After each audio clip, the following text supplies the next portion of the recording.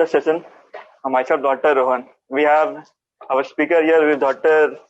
Rohit Watia, and he is a surgery resident. So, as per the polls, we have decided we will discuss on the topic flail chest.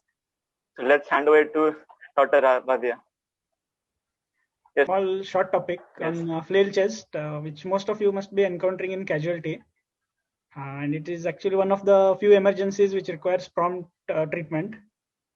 We'll start a small PowerPoint presentation. Coming to flail chest, one of the few emergencies you are going to encounter in the casualty, and one of the few emergencies in road traffic accidents is the flail chest.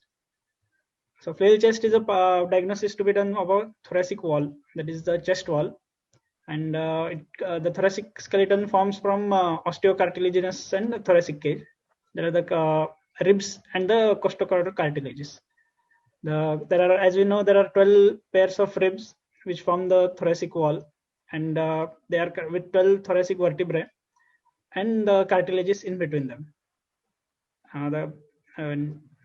Here is an X-ray showing the flail chest. As you can see, this is the right-sided. This is the first rib.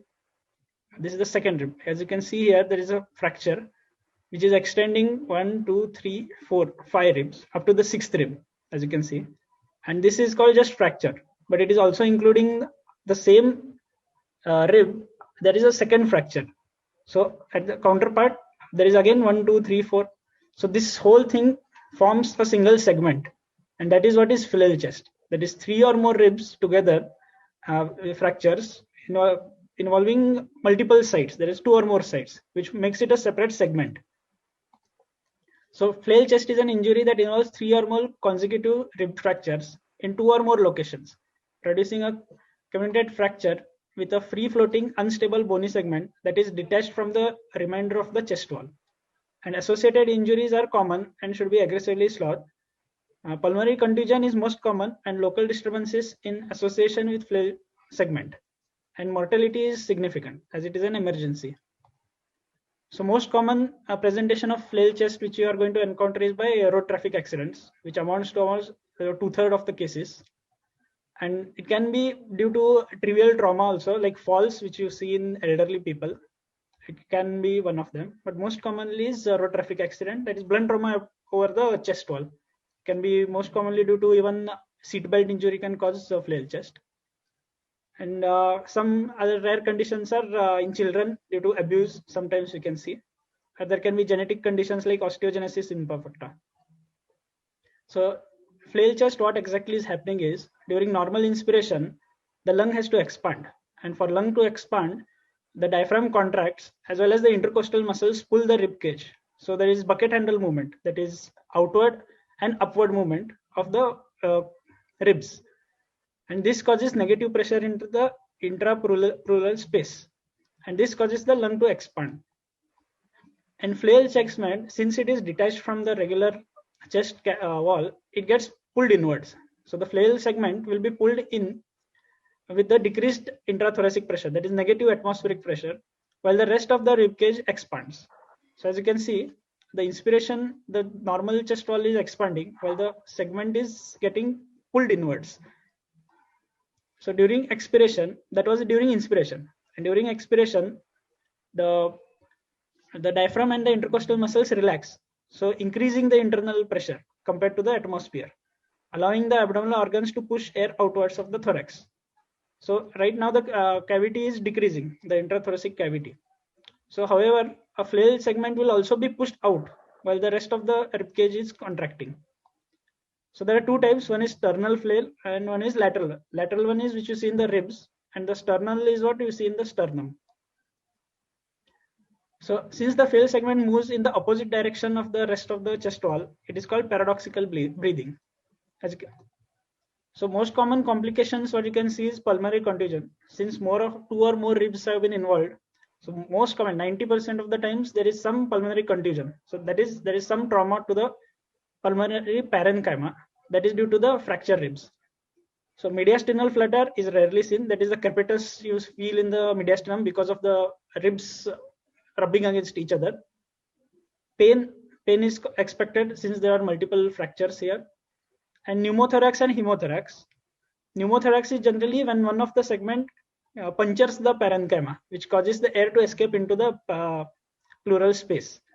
Hemothorax might be due to one of the blood vessels or due to the fracture itself, where the that is of blood collection. So all in all, together can cause respiratory failure, and prompt treatment has to be given. So immediate life-threatening situations which you can expect in a flail chest is airway obstruction, can be associated with airway obstruction. If the segment is high up, it can compress the trachea. Tension pneumothorax, as we said, there can be pneumothorax which can lead to tension pneumothorax. Pericardial tamponade is also one of the common. Again, trauma to the pericardium can cause hematoma formation and pericardial tamponade. Open pneumothorax is okay, we can manage it. And massive pneumothorax because of bleeding. So for diagnosis, any patient, if you come, first one is ABC, airway, breathing and circulation you have to maintain. Most of the time flail chest are quite stable and they can be managed conservatively. So most commonly you can see bruise over the skin where the segment has been fractured, and sometimes you can see the paradoxical movement of the segment which is moving opposite to the breathing pattern. Patient will most commonly present with breathlessness and pain. His breath will be always shallow because there will be restrictive type of breathing patterns. That is, there is no obstruction as such, but the breathing is quite restrictive. So chest X-ray is one of the standard, and 100% of the cases with chest X-ray you can diagnose it, unless it is in the posterior wall of the chest. For that you have to take a lateral as well as a PA view. And the newer things are CT, which can also detect the parenchymal injuries or contusions. And ABG is gas, the blood gas, that is pH and all you have to see if the patient is in acidosis. So failed respiratory drive can cause acidosis, and that would require further management of airway. So signs: patient will have painful breathing, there will be paradoxical chest movements. Patient, as I said, there will be rapid shallow breathing with dyspnea and tachypnea and tachycardia, and bruising or swelling can be seen. There will be crepitus, that is a palpatory finding. Over the segment, because of the ribs rubbing against each other, there will be crepitus, that is roughness felt. And hypoventilation can be seen. So manage, as I said, ABC, airway, breathing and circulation. It can be associated with cervical spine injuries. So we have to stabilize him first. Then following which you have to see the pulse ox, that is the blood saturation, and high flow oxygen is given. Even if his saturation is maintained at 95%, you have to give oxygen because he'll be in distress. And adequate analgesia, painkillers have to be given. Intrapleural local anesthesia might be given if needed. Otherwise, IV analgesia is enough. And you have to observe the patient. The patient has to be admitted and is observed for pneumothorax, which can be, and worst is the tension pneumothorax, which can develop after 24 hours also, because the rib is constantly rubbing against the parenchyma. It might not be immediately visible that he has a pneumothorax. And if tension pneumothorax develops, you have to decompress. Either you can do needle decompression, that is very emergency, else chest tube. These days, we do chest tube. Chest tube hardly takes 5 minutes. We have to give local and insert the chest tube for it will improve his condition also. And if with all these, if he's not able to maintain oxygen saturation and he's in distress, then surgery is the treatment modality which has to be taken in emergency, where fixation is done. In casualty or at the site where you suspect a flail chest, simplest thing what you can do is that is a chest binding, that is trauma bandage, what they call. Basically you have to splint the ribs so that they don't move. Only the diaphragm will act, but at least it will not cause any further damage. So severity of flail chest injuries and associated contusions frequently require endotracheal intubation and positive mechanical ventilation. Optimal ventilatory management is crucial, and IV fluids have to be avoided for overload. So IV fluids have to be given as much needed, because pulmonary contusions as such are edema of the pulmonary parenchyma with trauma. So if there is IV overload, that will cause pneumonia, and that can cause patient to go more bad. So fluids, if he's taking orally, better give him oral. There is no need of IV as such. Then chest tube insertion, that is ICD, intercostal drainage, if he has hemothorax or pneumothorax or tension pneumothorax, massive hemothorax.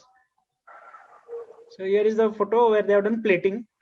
It is only done when there is an emergency. Else, most probably 90% of the cases we manage conservatively if he's maintaining his saturation with ABG is within normal. Coming further management, so once you have treated him, it doesn't stop there. You have to start with the physiotherapy. So physiotherapy is basically because once you have pain, you will not breathe from the side. So that causes atrophy, disuse atrophy of the intercostal muscles. For that, physiotherapy has to be given. Patient has to do exercises. There are various exercises which are done from stretching to deep breathing, and this has to be done so that he'll regain his his capacity. That's all in flail chest as of now. Small topic. Okay. Thank you. Very well, sir. Sir, I have some questions about it. Yeah. Let's have it. First, sir, you said there have been a paradoxical breathing. Yeah. So is paradoxical breathing specific for flail chest? Paradoxical breathing is for flail chest. Yeah, but every flail chest might not present with paradoxical breathing. If there is just fracture and the segment is still intact, that is undisplaced fracture of ribs, there might not be paradoxical breathing evident. It's not compulsory that flail chest has to present with. You cannot say it is specific. Flail chest will have. Okay, thank you. The next question is. Okay, no problem. So next question, we don't use opioids. Yeah, opioids are generally contraindicated because they suppress opioids. Any opioid analgesics suppress the respiratory drive. So if patient is already in pain, and opioids will further reduce the respiratory drive. So they are generally contraindicated. Okay, thank you. Sir, and one more, sir. You might have heard a double lumen tracheal tube. Yeah. So what's the use of this in this flail chest? Yeah, in case of even with initial management, you are not able to maintain the saturation. Double tube intubation is done where there are two tubes. Each one goes to a separate lung. That is right. Will have a right tube and left, and they are connected to different ventilators. Basically, the opposite lung is normal, and positive pressure ventilation is not exactly required for that lung. So the affected lung will have its own ventilatory support. That's what is double tube ventilation. Okay. And sir, what's the prognosis of this flail chest? Mortality rate and something? Yeah, actually it is an emergency. So there have been mortality from 10 to 25% of patients do die if prompt treatment is not given because of respiratory decompensation. But if with proper treatment, they will survive. If they reach the hospital in time, or if there is a good first aid available at the site of accident or anything, it will be, the prognosis might be better. And sir, as an intern, what do you expect us to do if such emergency comes in the casualty? As such, there is everything is to be done by. There is nothing surgical or medicine in it. Everything is first aid which we are going to do. Basically, the moment the patient comes, like every trauma, you have to first immobilize the patient. Cervical spine immobilization, airway breathing circulation is most important. Most of the time in the hurry, we forget to see saturation because patient will have pain. He might not just present with flail chest itself. He might have other fractures also. We are not aware of it. And chest is something which we neglect, thinking that patient is screaming just because of some fracture or something. Yes, sir. So head to toe examination is most important to diagnose. Okay. That's all. Then rest of. So thank you, sir, so much. Okay. Yes. Thank you for the precious time, and thank you so much. Thank you. Bye.